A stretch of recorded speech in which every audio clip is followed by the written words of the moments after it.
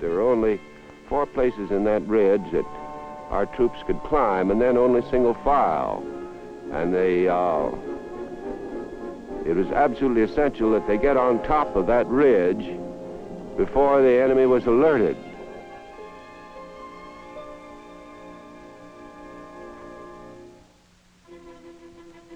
It was at this point that the division's special talents first came into play. Expert rock climbers of the 1st Battalion of the 86th began climbing the ridge's jagged rocks to a height of 1,500 feet and, without making a sound, fixed ropes for the use of units that were moving up from below.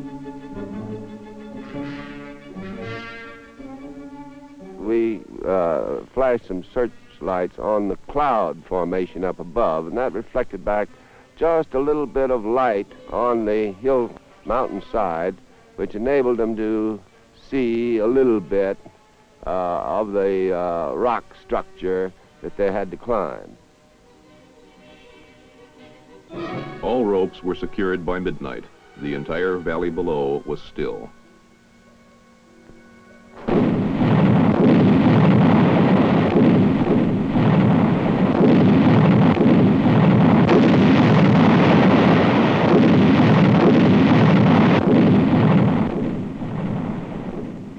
Helmut, pass auf von links!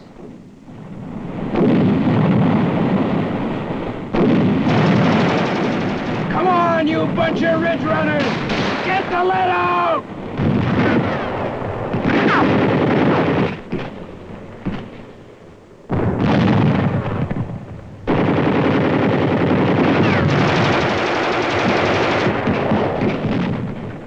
After 2 hours of combat, there was still no word from the men on top of the ridge.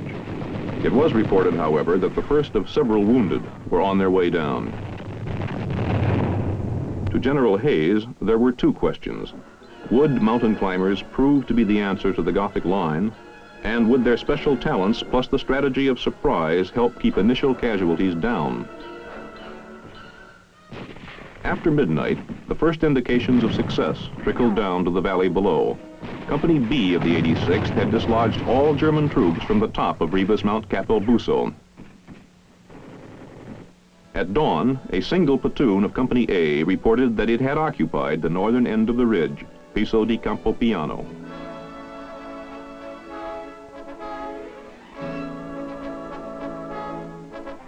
Das ist Campopiano. Bis morgen früh haben wir die Bande runtergeschmissen. Gehen wir.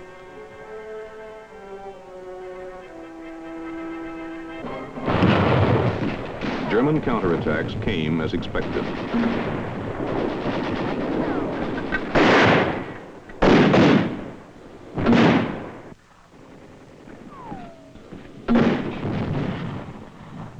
They were vicious,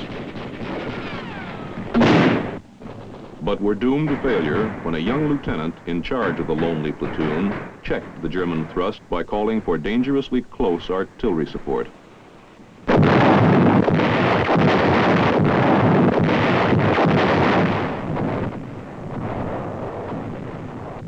By morning of the following day, the ridge was ours. The 10th Mountain Division, still considered green, had chopped the key threat out of the Gothic line. Belvedere was next. In the early morning hours, while initial mopping up operations got underway on Riva Ridge, the 10th let loose with a terrible hail of steel against Gorgolesco and Belvedere. It did not inspire peace of mind in the men who waited below, for the Germans had, after all, overcome that kind of shellacking on 3 previous occasions.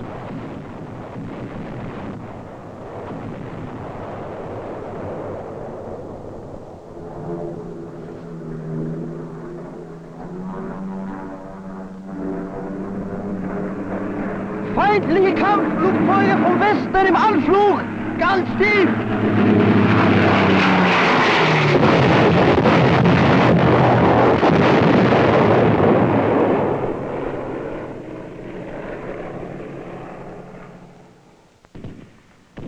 When it seemed as though the hill had died, the 85th and 87th Regiments pushed off for the minefields above them. Da kommen sie! Lass sie kommen!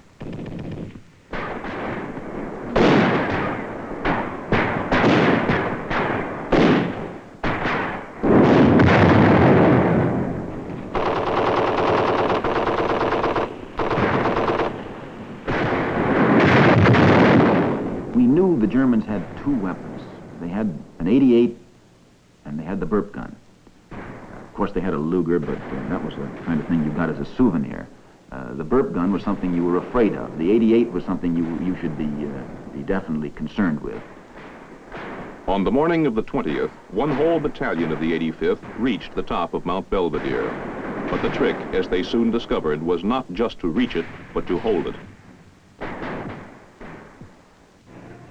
As the 87th swung to the northeast to firm up the Belvedere line, evidence of the cost of that action began to show.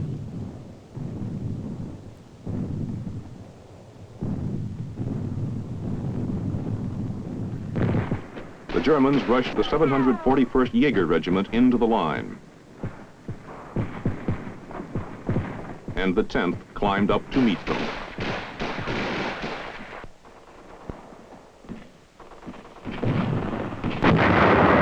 They wept as they crawled, and they screamed, and the Germans who saw them thought they were crazy. And the Germans cried too, some out of pity, some out of fear, and some out of disbelief.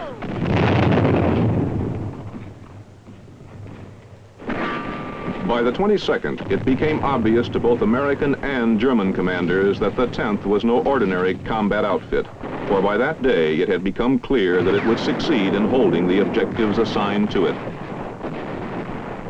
News of this relentlessly aggressive outfit spread deep into the German lines. Prisoners revealed that their commanders had called it the Elite Mountain Division. German Sergeant Gerd Weibel was in that combat zone.